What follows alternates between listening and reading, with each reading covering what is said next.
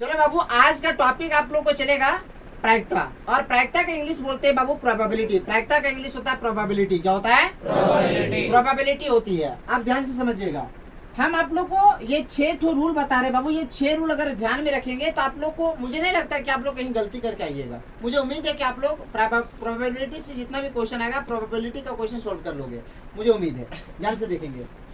Part को English में बोलते हैं टेल। टेल का मतलब होता है, टेल का संकेत होता है टी।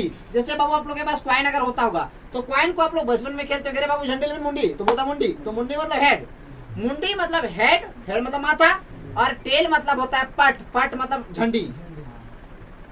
पट मतलब टेल और हेड मतलब पट मतलब टेल और हेड मतलब चीत। हेड मतलब चीत। ध्यान से देखेंगे। प्रायिकता का फॉर्मूला होता है संभावित परिणाम बटा कुल संख्या। प्रोबेबिलिटी, प्रायिकता का जो फॉर्मूला होता है वो होती है संभावित परिणाम बटा कुल संख्या। प्रायिकता में 3 गो रूल है बाबू, ये बहुत बड़ा रूल है। वो क्या है? प्रायिकता का मान सदैव ऋणात्मक में नहीं होगा। प्रायिकता का मान कभी भी ऋणात्मक में नहीं हो सकता है। कभी भी प्रायिकता का मान ऋणात्मक में नहीं होगा। और दूसरी बात, अगर वो बट्टा के फॉर्म में दिया है बाबू, अगर वो बट्टा के फॉर्म में दिया है तो ऊपर में बड़ा, अगर मान लो यहाँ 3 है तो यहाँ पे 6 नहीं हो सकता है, या यहाँ पे 4 नहीं हो सकता है। इससे हमेशा ये छोटा होगा, इससे हमेशा ये छोटा होना चाहिए। अगर इससे ये बड़ा हो गया तो समझना वो प्रायिकता के लायक नहीं है। अगर नीचे में छोटा रहा, अगर ऊपर में बड़ा रह गया तो समझिएगा कि वो प्रायिकता का लायक नहीं है। लेकिन अगर ऊपर में छोटा रहा और नीचे बड़ा रहा तो समझिएगा कि वो प्रायिकता के लायक है। तीसरी पॉइंट क्या बताता है कि प्रायिकता का मान कभी भी ऋणात्मक में नहीं हो सकता है, माइनस में कभी नहीं हो सकता है। और दूसरी बात क्या है, कभी भी अगर बट्टा के फॉर्म में दिया हुआ है तो ऊपर में बड़ा और नीचे में छोटा नहीं होगा, कभी भी नहीं होगा। और तीसरी बात क्या है, सुनो ध्यान से। प्रायिकता का मान कम से कम, अगर प्रायिकता का मान कम से कम है तो 0 होगा और अधिक से अधिक 1 होगा।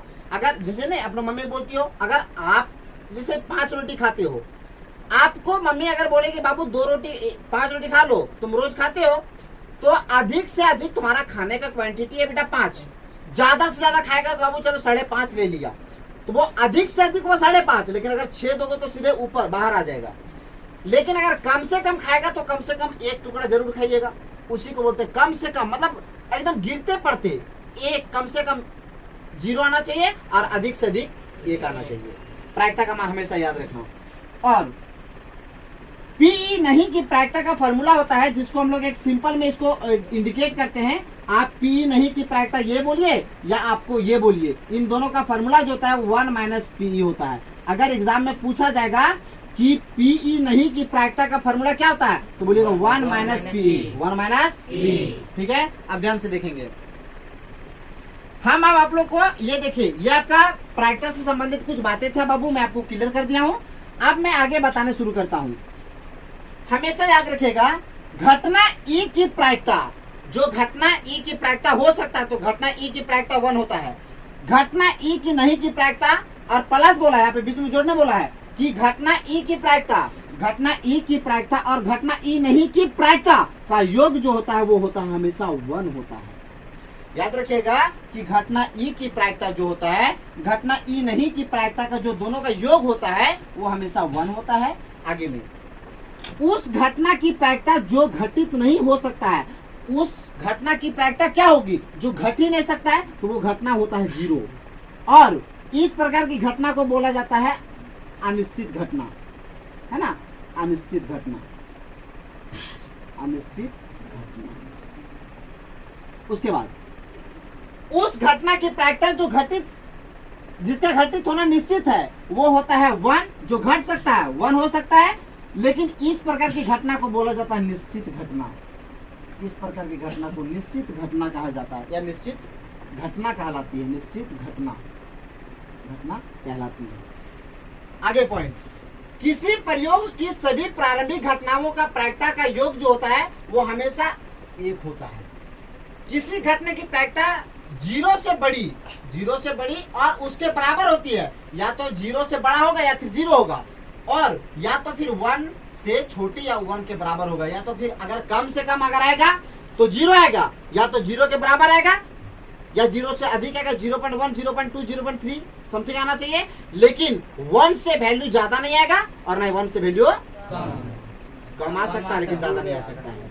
आगे पॉइंट, निम्न में से कौन सी संख्या किसी घटना की प्रायिकता नहीं हो सकता है? किसकी प्रायिकता नहीं निकल सकती है? तो हम कह सकते हैं कि इसकी प्रायिकता निकल सकती है। क्यों? क्योंकि ऊपर में छोटा है, नीचे में बड़ा है। नीचे में बड़ा रहेगा चलेगा, लेकिन ऊपर में बड़ा नहीं रहना चाहिए, ये हो जाएगा। लेकिन ये नहीं होगा क्योंकि यहाँ पे बीच में माइनस दे दिया है, माइनस दिया है, और माइनस के कारण हम बोले थे कि प्रायिकता का मान सदैव ऋणात्मक में नहीं हो सकता है। तो ऋणात्मक में नहीं हो सकता है मतलब माइनस में नहीं हो सकता, इसलिए इसको क्लिक कर देंगे। ये मेरा आंसर सही हुआ। आगे पॉइंट, एक मैं बात बताता हूं बाबू, ध्यान से देखेंगे। यदि PE बराबर 0.05 है, अगर PE का मान जो हम दिखा रहे हैं आप लोगों को, देखिए PE का जो मान आपका दे रखा है वो दे रखा है 0.05 बोला है। E नहीं की प्रायिकता ज्ञात कीजिए। क्या है E नहीं की प्रायिकता? तो बोलेंगे PE नहीं। यहाँ पर अगर ये डैश लग गया तो मतलब समझिएगा नहीं की प्रायिकता।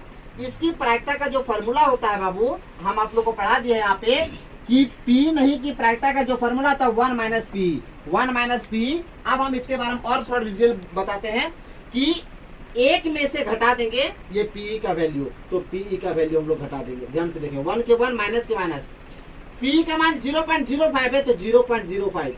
आप मेरी बात को समझिएगा, ये पॉइंट वाला घटाव कैसे बना जाता है इसको आप लोग रफ में लिखिएगा। ध्यान से देखेंगे, 1 में से घटाना है 0.05 को घटाना है, तो यहाँ पर पॉइंट देंगे और यहाँ 0 अपने से देंगे। 10 में 5 गया तो 5 बचा, यहाँ 9 में 0 गया तो 9 बचा, पॉइंट हुआ। यहाँ 0 में 0 गया तो 0। अब 0.95 हुआ, कहने का मतलब है 0.95, ये इसका वैल्यू निकल गया। चलिए ठीक है।